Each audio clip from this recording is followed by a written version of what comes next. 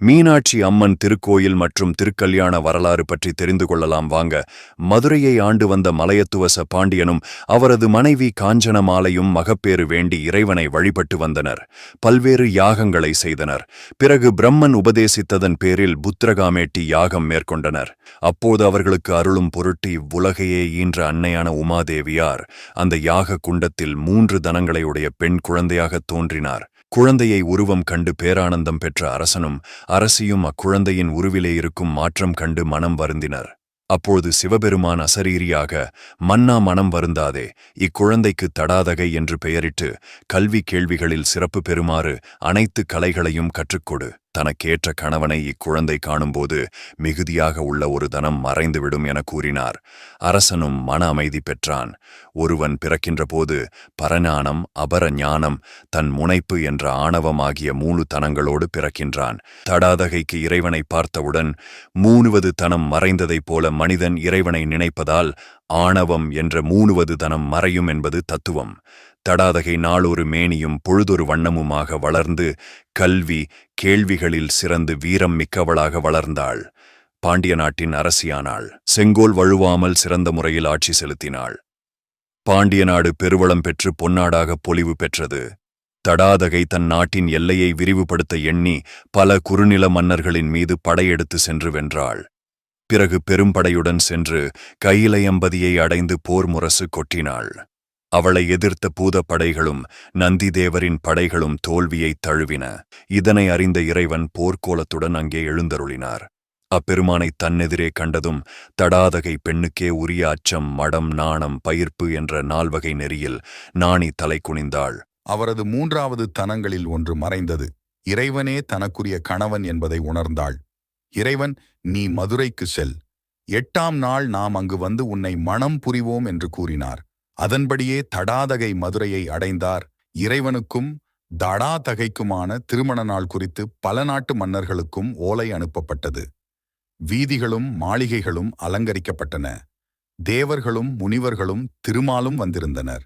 மேலும் பல நாட்டு மன்னர்களும் திரண்டு வந்திருந்தனர். பங்குனி உத்திர பெருநாளில் திருமணத்திற்குரிய நல்ல வேளையில் இறைவன் தடாதகையை மணந்தார். சுந்தரபாண்டியன் எனும் பெயருடன் மதுரையை ஆண்டு வந்தார். அதன் பின்பு முருகனின் அவதாரமாக வந்து தோன்றி உக்ரகுமார பாண்டியனுக்கு முடிசூட்டிவிட்டு மீனாட்சி சுந்தரேசுவரராக இறைவடிவாயினர் என்பது இத்தல வரலாறு.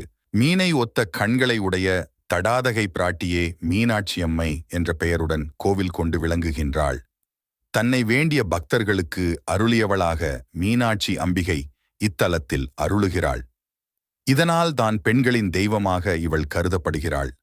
தங்கள் மஞ்சள் குங்குமம் நிலைக்கவும் தைரியமாக பேசவும் மீனாட்சியே கதி என பக்தைகள் தவம் கிடக்கின்றனர். மீனாட்சி என்பது மீன் போன்ற அழகிய கண்களை உடையவர் என்று பொருள்படும்.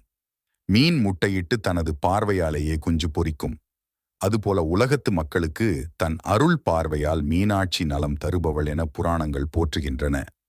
மீன்களின் கண்கள் இமை இல்லாமல் இரவு பகலும் விழித்து கொண்டிருப்பது போல தேவியும் கண்ணை இமைக்காமல் உயிர்களை காத்து வருகிறார். கருவறையில் மீனாட்சி அம்மன் 2 திருக்கரங்களுடன் ஒரு கையில் கிளியுடன் செண்டு ஏந்தியபடி காட்சி தருகிறார். கருணை பொழியும் கண்களுடன் அகிலமெல்லாம் அருள் பாலிக்கும் அன்னையை காண கண்கோடி வேண்டும்.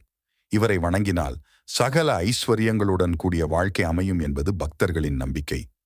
ஒரு குடும்பத்தில் பெண்கள் கை ஓங்கி இருந்தால் அந்த வீட்டில் மீனாட்சி ஆட்சி நடக்கிறதா என்ற பேச்சு வழக்கில் உள்ளது.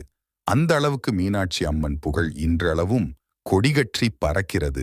மீனாட்சி அம்மன் மதுரையில் பிறந்ததாக கருதப்படுவதால் அம்பாளின் சன்னதியே முதன்மையாக உள்ளது. அம்மனை வணங்கிய பின்பே சிவபெருமானை வணங்கும் மரபு கடைபிடிக்கப்படுகிறது. மதுரை மாநகரத்துக்கு பெருமை சேர்க்கும் வகையில் மீனாட்சி அம்மன் கோவில் திகழ்ந்து வருகிறது.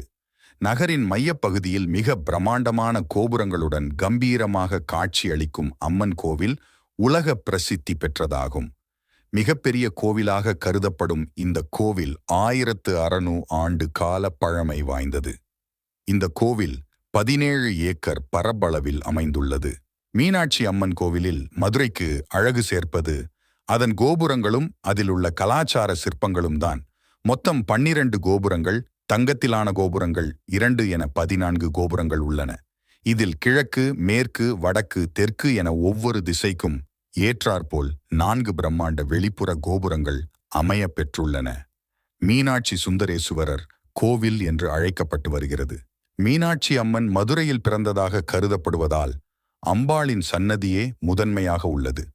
அம்மனை வணங்கிய பின்பே சிவபெருமானை வணங்கும் மரபு கடைபிடிக்கப்படுகிறது. மீனாட்சி அம்மன் சிலை மரகதத்தால் ஆனது. பாண்டிய மன்னன் குலசேகர பாண்டியனின் கனவில் சிவபெருமான் வந்ததால் அவர் கடம்ப வனம் என்ற காட்டை அழித்து மதுரை மாநகரையும் இந்த சிவசக்தி தலத்தையும் அமைத்ததாக கருதப்படுகிறது.